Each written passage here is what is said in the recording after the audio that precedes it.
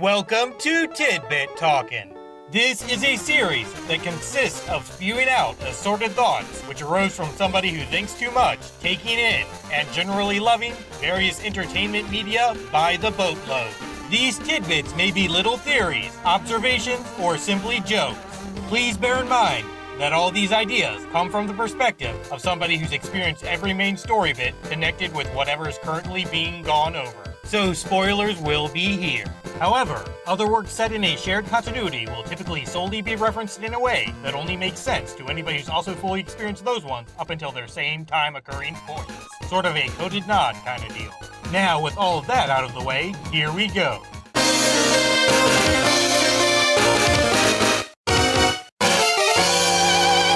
That whole deal where Base has a much easier time with levels than bosses, while Mega Man experiences the opposite, could easily be caused by Wily giving him an irritating little programming quirk meant for helping prevent temper tantrum-induced co-worker slaying. Proto Man must like hanging out at this robot museum because he feels a special connection with machines that are considered outdated. On the flip side to that first thing, normally Fortress-located Advanced Bots manufacturing might involve a built-in disadvantage against Mr. Mildly Musical Machine Man because Ol Albert wants his prize creation capable of destroying any improperly operated wired junk in his immediate vicinity. Everything's all fun and games until your automated security accuses you of being an intruder in the middle of a bathroom break.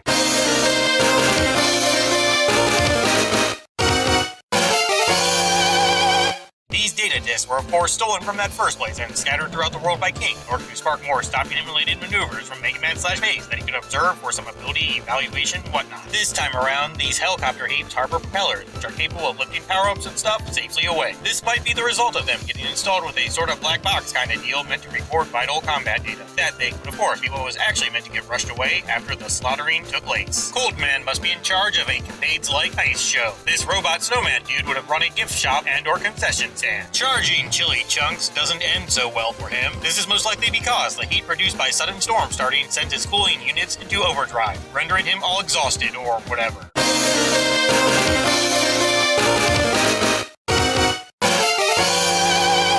This dude's entire purpose is clearly selling robot propane and robot propane accessories. On that note, javelin junk may be used for hoisting grilled goods and stylishly delivering it to potential customers during some sort of fancy sales pitch. When handled improperly, Robo-Pro can easily cause a forest fire. Unfortunately, no matter how clean burning a fuel may be, it can't be stopped from falling into evil hands. This dragon is almost definitely a ploy for when Android Strickland Propane Co. needs to expand into Asia. Burner Man's annihilation comes most efficiently by freezing his precious propane tanks and then puncturing them on these lovely spikes, which are typically used for kebab-related hoopla. The perversion of his precious gas and grilling hobbies is simply too traumatic for him to handle.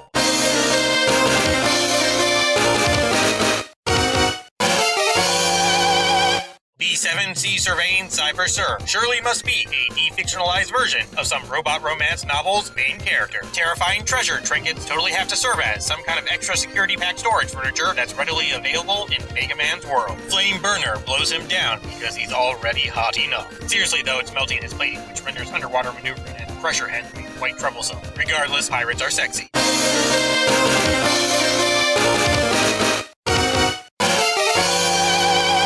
Wired wormy warriors would serve a dual purpose of wall interior originating demolition and soil prepping. Ground Guy's trouble with flaky bombs is because such things detonating the instant he goes underground messes up his extremely vital navigation systems.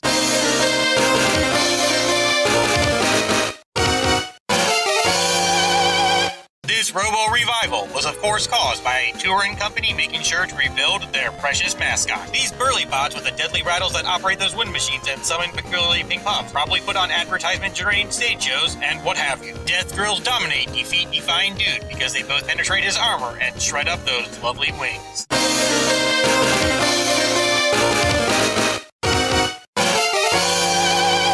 Diminished dice doodads that grab onto intruders must have originally been used for gently escorting volunteers onto the stage during Magic Man shows. Spike's side-shifting stage segment seems suited for acting as fuse-rotating cog deals in newfangled clockwork machinery. This gargantuan pre-boss room must have been for storing props and whatever. Mr. Mystic Machine over here is obviously the ultimate heist robot who regularly makes widely desired components mysteriously disappear. His fame as a stage magician gives him access to a wide variety of items. Since the makers of absolutely everything love witnessing their junk get skillfully handled by such fabulous Houdini hardware. Fans might even donate stuff to him on occasion. Most stage magic involves stuff about hands being quicker than eyes. Seems super cyber slicing speed strongly surpasses the dexterity of this wired wizard.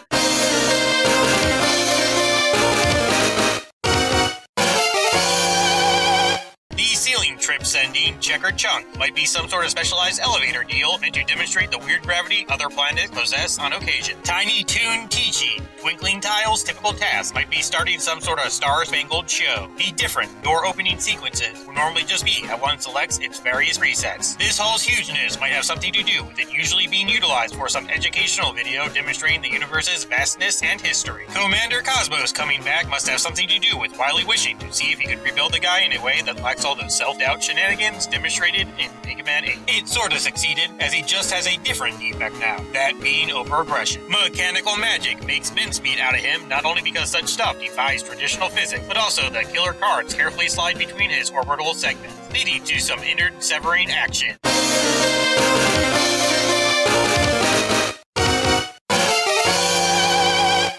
Those compensation prize sort of CDs, that is ones only Mega Man can get, which are placed nearby base exclusive pieces, and vice versa. Must have been arranged as such so King could determine who was going after what Robot Master if security footage wasn't available. These pressurized conveyor belts running automatically with no apparent emergency stop button are likely because most humans see all robot workers as totally expendable. This could potentially make more mechanical folks totally pissed in the future. This constantly generating twin laser harboring room is probably an area used for precision cutting important parts. That little light must be an emergency nanobot whose sole purpose is helping out workers dealing with power outage concerning crap. Dynamo Man, who is clearly in charge of an advanced power plant, was built to handle the more mighty machines which have exploded in popularity since Mega Man 1's events. Fails against copy vision because his crazy clones corrupt atmospheric junk in electricity nullifying sort of ways.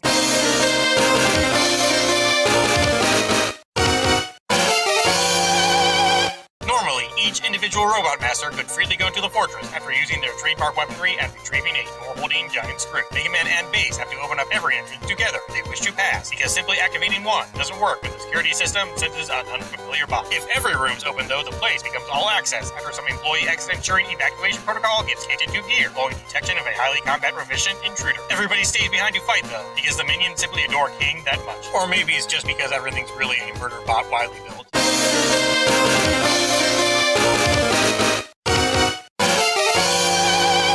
The few garbage piles present here are of course caused by a certain mechanical monarch gathering every scrap piece he comes across because contraptions who declare war on humanity generally lose access to repair shops. Somewhat related, the huge amounts of hazardous waste are caused by King not having access to proper disposal facilities. This devious dude doesn't do well against copy vision because he's incredibly offended when people use his own diversion tactics on him. The King tanks and planes ain't lightning proof because Lord Nutty Bullets couldn't figure out weatherproofing as a result of his fugitive status, making outdoor located tests a no-go.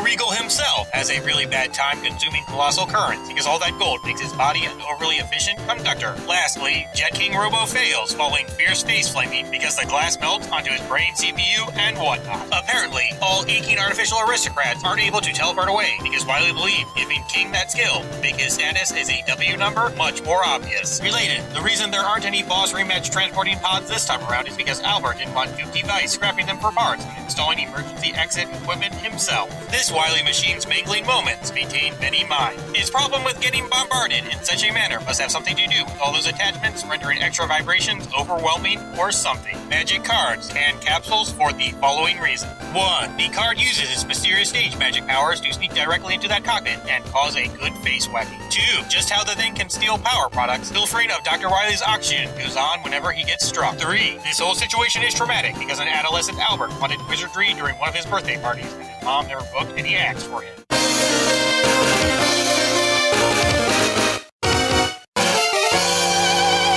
This game's lack of rush power-ups could very well be because Dr. Light can't risk both him and Mega Man getting damaged since there's apparently an E-Tank shortage going on. Before Big Bang blasting King, Proto Man must have snuck into the fortress and installed that little elevator, which compensates for his bro's lackluster jumping abilities. Wily must have been forced to repair King as per some sort of community service plea deal made before his current prison sentence. Either that or Roll is just lying to make Rock feel better.